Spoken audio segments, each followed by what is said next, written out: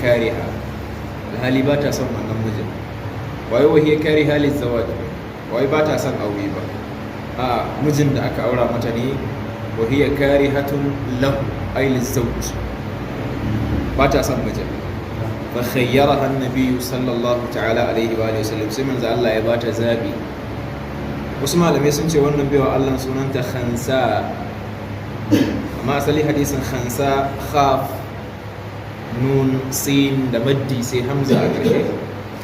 Hadisin Khansa asali hadisi ne, Khansa ta taɓa yin aure, to shi yasa suke ga a zahiri nan a hadisin mu da aka ce bikran budurwa ce, wannan sai ya cire mana Khansa. Sannan wasu malamai suna ga ita ce Kafsha, ita ma ɗaya ne daga cikin wato waɗanda hakan ta faru da su a lokacin da yake alaihi salatu wasalam. Sai dai ita Kafsha budurwa ce ba ta yi auren faru, mun gane, yasa suka furin jayar da cewa kila ita ce Kafsha alaiha radwanullahi ta'ala. So in mun ɗauki dai zahirin hadisin nan shine da ya ce fa khayyaraha annabi, manzo Allah sai ya bata zabi. Zabin da manzo Allah ya bata, in kin so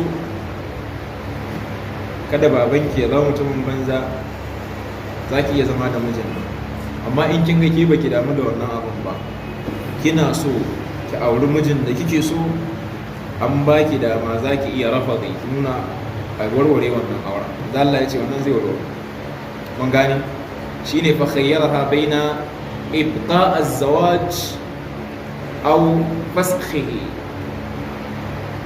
ko auren nan ya zama ya zartu tunda an riga an yi auren, ko kuma a warware wannan auren aje a bata wanda take so ta aura.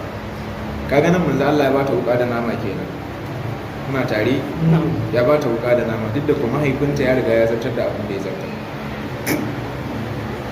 A hadisi yana nuni akan abin da ya bi wa ya mace ubanta kada ya mata auren dole, ya bata zabi.